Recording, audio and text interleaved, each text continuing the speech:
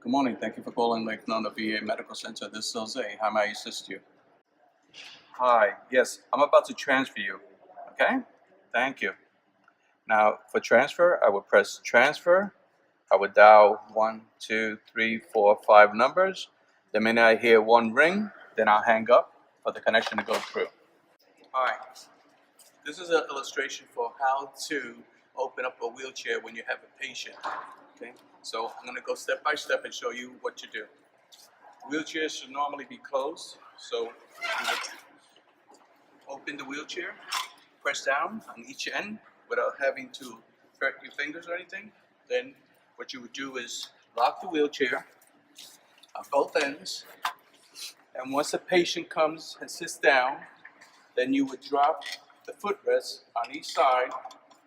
That way the patient's feet can rest up here. If they need assistance, you would also help them put their foot up. Okay, now we're going to show you how to close the wheelchair once the patient is off. So what you would do is make sure that the footrests are upward. Then you can come to the rear of the wheelchair and you'll be able to pull up the center. Prior to closing the wheelchair all the way, you make sure the back end of the seat is pressed inwardly. Then you would come back, close the wheelchair completely by picking up the flap, bend the flap over, remove the brakes, and you'll be ready to take the wheelchair back to its proper place. Okay, this is segment 3, and you go through the same procedure as opening up the wheelchair. You would take it, open it down, but this chair here is designated for individuals who have a cast or for patients who have a problem bending their foot on their knee. So this chair here would be just completely different. It has a cushion on both sides, and it has also a lever that you can adjust to the person's leg. So either it could go up or it could come down to whatever position that person needs his leg to be raised up instead of the normal way where their footrests are all the way down to the floor. That would be for those patients. In this segment here, number 4, is when you're bringing a patient into the elevator who has either a cast or has difficulty bending their knees. You would come into the elevator backwards, you would roll it back, and what you would do is move to the side. Once you're halfway in, there's no other passengers in the elevator, you will come to the side to make sure that the person's leg is not reaching the front, where once the door closed, it would not injure that patient any further. Then at the same time, when you're moving that patient out, you would also go to the rear and just bring the patient forward and clear the doorway prior to moving to your next department. All right, this will be segment number 5. This machine here is used to assist veterans that have more of a difficulty to move from one place to another. So we would, at this point, take a wheelchair and attach it to this machine. I'll be turning the machine so to make it a little simpler, that you can see how it's attached. You can come over to this side. Now, what we would do is get the wheelchair that usually are larger, wider span, and we would back up the wheelchair towards the machine. Now, what you would do is attach either side first of the rim of the wheelchair in the back, right to the center of the bar, then bring it in. Then the other side, what you would do is take this lever, which is back here, and you would press down, and that would lock in the wheelchair. At that point, then that's when you would actually get the veteran and assist the veteran to sit down in the wheelchair. After they sit down, you would bring down the footrest, and once they're ready, then we would go back to the rear part of the machine. Knowing that it's locked already, it would not unlock because there's a safety to it.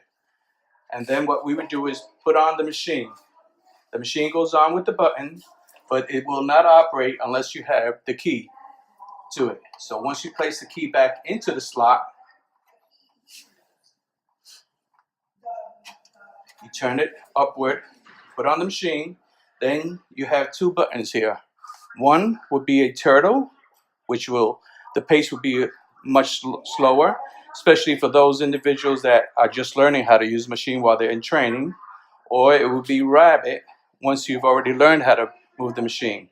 Now, the good part of this machine is that it would not cause you to actually push real hard like you would normally if you were just pushing a heavier person and having to use the ball of your feet to push where you could injure yourself.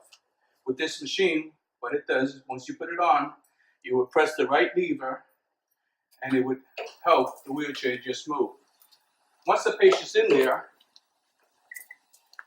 it makes it so much easier. It's almost like running a lawnmower. You will just make sure that whenever you're pushing a wheelchair, you will look to both sides if there's a crossroad and make sure that you're not going to interfere with another veteran or another wheelchair or so.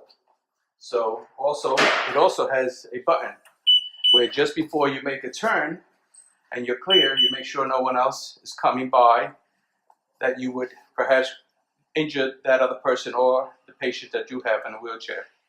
Once you finish taking the patient to his area, then again, you would make sure, shut off the wheelchair and shut the button off. Okay, this is segment number 6. Now, in this segment, you're not only using a wheelchair to bring a patient upstairs, you're also using the machine that would assist you to take that patient upstairs who may be just a little heavier than a normal patient.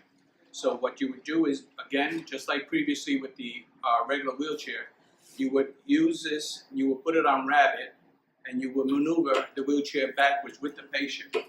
Now, with this maneuver, you have to be very careful to make sure that you do not push the wheelchair all the way back and sort of like trap yourself in it where you could hurt yourself.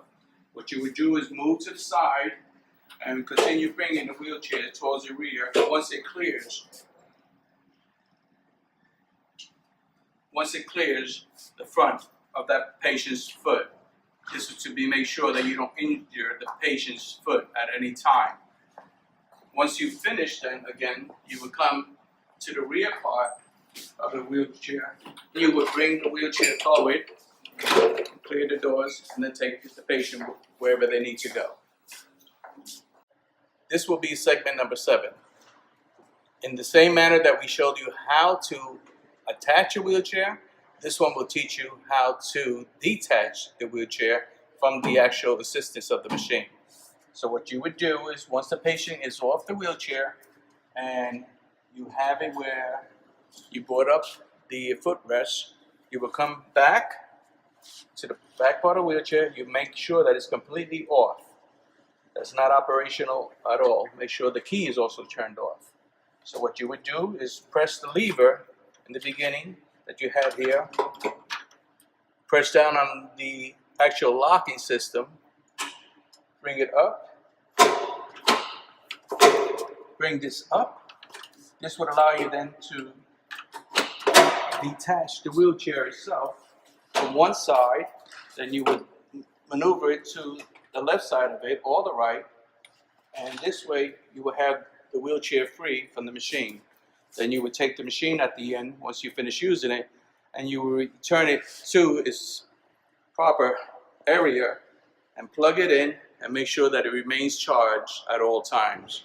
This machine is not to be used by patients or any other staff other than the patient relation person or the concierge, and also the volunteers that have been trained by it. Hi, today I'm going to show you how to use the website that I created. And when you open it up, it's going to show you that you're on the north side. And if you're working the north side desk, great, you'll just search from there. But if you're working on the south side desk, there's also a link for that. You can just click it and you'll go there immediately. I'm going to show you today how to search using the north side and the south side, but it's the same system, so I'll just demonstrate on the north side. Okay, so let's say you wanted to search for something like dental. So you'll plug it in, and after you plug it in, it'll show up, and it'll say the location and the directions. So you just read the directions, or you print out the directions and follow them. You can also put in 3A and the same thing will show up. For example, if the patient says, oh, I have an appointment at 3A, and you have no idea what it is, you just search it and it'll say dental and how to get there. You can also click on the contact information, which essentially gives you access to the front desk and the south desk, and it'll give you the information if you want to call and say that you won't be able to show up, or you're showing up early or late or whatever. And there's also extensions if you just want to call up another desk because you need help or something. The extensions are right there. We also have emergency codes on there, which are usually on the back of your ID, but hey, I mean, if someone says, there's a code red, and you don't know what a code red is, you can just look it up on your phone, and oh, there it is. There's also the orientation videos that you've already watched, but hey, in a few months, if you're like, wait, I forgot how to answer the phone properly, then you can just see those videos, have a refresher course, and all's good.